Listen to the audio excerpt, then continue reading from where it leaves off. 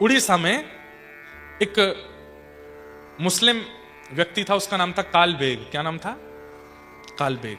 उसने एक ब्राह्मणी कन्या का अपहरण कर लिया और अपहरण करके जबरन उसके साथ विवाह किया और उनके गर्भ में एक बालक आया। जब उस कन्या को पता चला कि मैं गर्भवती हूं, बहुत रोई। वो समुद्र में प्राण त्यागने के लिए जब दौड़ी, तब उसके मन में अचानक से आवाज आई, मेरे साथ बुरा हुआ, लेकिन मेरे गर्भ में जो बालक है, इसकी क्या गलती है? इसको क्यों मारूं? तो उसने कहा, जो अपराध मेरे साथ हुआ वो इसके साथ नहीं होने दूंगी। तो उस बालक का जन्म हुआ, उसका नाम रखा सालबेग। क्या नाम रखा? सालबेग। अब वो मां बचपन से ही अपने पुत्र को बताती है, किनके बारे में? महाप्रभु जगन्नाथ। बेटा, हमारे गांव से इतने कोस की दूरी पर एक मंदिर है, उसका नाम है श्री जगन्नाथपुरी, और वहां पर बलराम जी, सुभद्रा जी और श्री जगन्नाथ जी विराजमान हैं। बालक पूछता, मां ये बलराम जी कौन है? बोले, बलराम जी जगन्नाथ जी के भाई हैं, सुभद्रा जी उनकी बहन हैं। इंद्रद्युम्न राजा के तप के कारण ठाकुर जी कलिकाल में यहां दर्शन दे रहे हैं, और साल में एक बेग जगन्नाथ जी की ऐसी ऐसी लीलाएं मां उसको सुनाती थी। एक दिन सालबेग के मन में आ गया, मां मुझे दर्शन करना है। तो बोली, बेटा हम नहीं कर सकते, तुम्हारे पिता तुमको अनुमति नहीं देंगे जाने की। तभी क्या दिखता है, पूरे गांव के लोग बैलगाड़ियों में सामान रख करके जा रहे हैं। उसने कहा, मैं ये पूरा गांव कहां जा रहा है? बोले, बेटा महाप्रभु जगन्नाथ जी अपनी मैया से मिलने रथ पे बैठ के जा रहे हैं, सब उनका दर्शन करने जा रहे हैं। वो तो रोने लगा, मुझे भी जाना है मां, आपने बचपन से इतनी लीलाएं मुझे उनकी सुनाई है, मेरा मन हो रहा है मैं देखूं तो सही वो है कैसे। तब मां ने कहा, नहीं बेटा, अगर तू गया तो लौट के आएगा तो शायद मैं जीवित नहीं मिलूंगी, तेरा पिता मुझे मार देगा। तब सालबेग छत पर खड़े हो जाते हैं। बोले, मां जगन्नाथपुरी किस दिशा में है? बोले, इस दिशा में। उस दिशा में खड़े होकर के सालबेग ने उड़िया भाषा में एक गीत गाया, अहे नीला शैणा प्रबलमतावरण प्रबलमतावरण मुआरत नलनी बनकु कर दलन आहे नील शैन। कहे सालबेग हीन जाति रे मुयमन, कहे सालबेग हीन जाति रे मुयमन, श्रीरंगा चरण तले करुअछि अपन अहे नील शैण। सालबेग कहता है, अरे नीलाचल पर्वत पर रहने वाले मतवाले हाथी जगन्नाथ, जब आप अपने मंदिर से निकलते हो तो ऐसा लगता है जैसे कोई गज, जैसे कोई हाथी मदमस्त होता हुआ नीचे जा रहा हो। कभी टीवी पर देखिएगा, जब जगन्नाथ जी जाते हैं रथ यात्रा के लिए, कैसे जाते हैं? ऐसे झूमते हुए जाते हैं, कभी आगे गिरते हैं, कभी पीछे गिरते हैं। हजारों पुजारी उनको उठाते हैं, कई बार हजारों पुजारियों के ऊपर गिर जाते हैं, दबा देते, खेलते हैं उनके साथ में। कभी इधर गिरते हैं, कभी इधर गिरते हैं, चलते हैं महाप्रभु जगन्नाथ। और यह प्रमाण है शास्त्र का कि महाप्रभु जगन्नाथ जैसे ही मंदिर से बाहर निकलते हैं, सूर्य की किरण जैसे ही महाप्रभु जी के अंग पर पड़ती है, चाहे एक बूंद गिरे बारिश की, लेकिन गिरेगी। यह इस बात का प्रमाण है कि वो परब्रह्म है।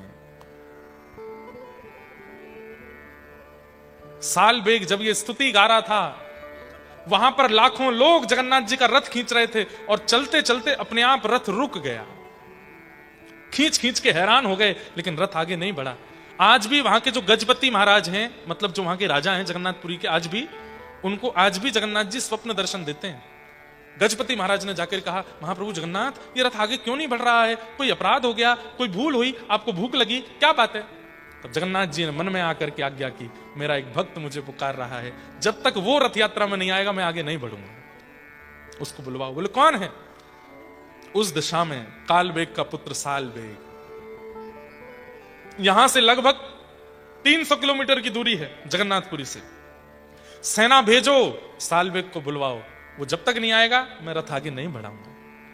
राजा ने तुरंत सेना तैयार करके सालबेग के पास भेजी। सालबेग के यहां सेना पहुंच गई। मां बोली, अगर तुम इसको लेके तो पिता मेरा, बोले आप भी चलो मैया, और बोले इसके पिता को हम देख लेंगे, वो कुछ नहीं कहेगा, आप तो चलो। 2 पालकियों में पिता पुत्र, 2 पालकियों में माता और पुत्र दोनों को पूरी सेना लेकर के आई। पूरी रथ यात्रा स्तब्ध थी, लाखों लोग ठाड़े इंतजार कर रहे हैं, ऐसा कौन सा भक्त है जिसके लिए महाप्रभु जगन्नाथ ने रथ रोक दिया।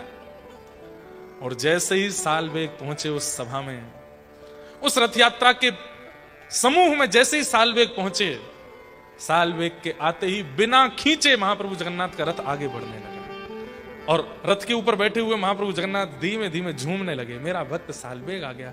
और आज लगभग 8-9 वर्ष की अवस्था में पहली बार सालबेग ने महाप्रभु जगन्नाथ को देखा। नेत्रों में आंसू भर गए। अपनी मां को जाकर के प्रणाम किया, बोले मां यही है जगन्नाथ जिनकी कथा आप मुझे सुनाती? बोले हाँ बेटा यही।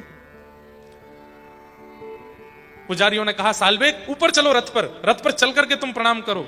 अरे महाप्रभु जगन्नाथ ने तो गजपति राजा को आज्ञा कर दी। बोले प्रणाम नहीं, इसको बोलो आके मेरा आलिंगन करे। और सालबेग ने जाकर के महाप्रभु जगन्नाथ को अपने अंक में भर लिया।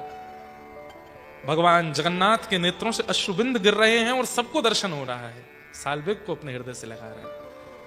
तभी नीचे से मां ने कहा बेटा तूने अभी तक जगन्नाथ जी को प्रणाम नहीं किया, जल्दी सामने लेट करके प्रणाम कर। सालबेग ठाकुर जी का रूप देख रहा है, नेत्रों से आंसू गिर रहे हैं और जैसे ही दंडवत प्रणाम किया 10-15 मिनट हो गए, सालबेग नहीं उठे। पुजारियों ने जाकर के जब सालबेग को उठाया तो क्या पाया? केवल देह बचा है, सालबेग के प्राण निकल गए ठाकुर जी के चरणों में।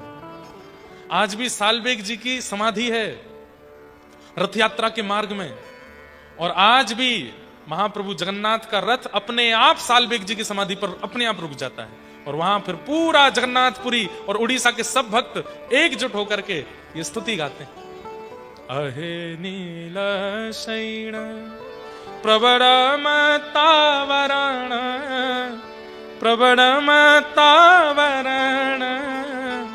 मुआरत नलनी बनकुकर दलन। अहे नील शैण गजराज चिंता कला थाई घोर जलेन। गजराज चिंता कला थाई घोर जलेन। चक्र पेशी नक्र नासी उधरील आपण। अहे नील शैण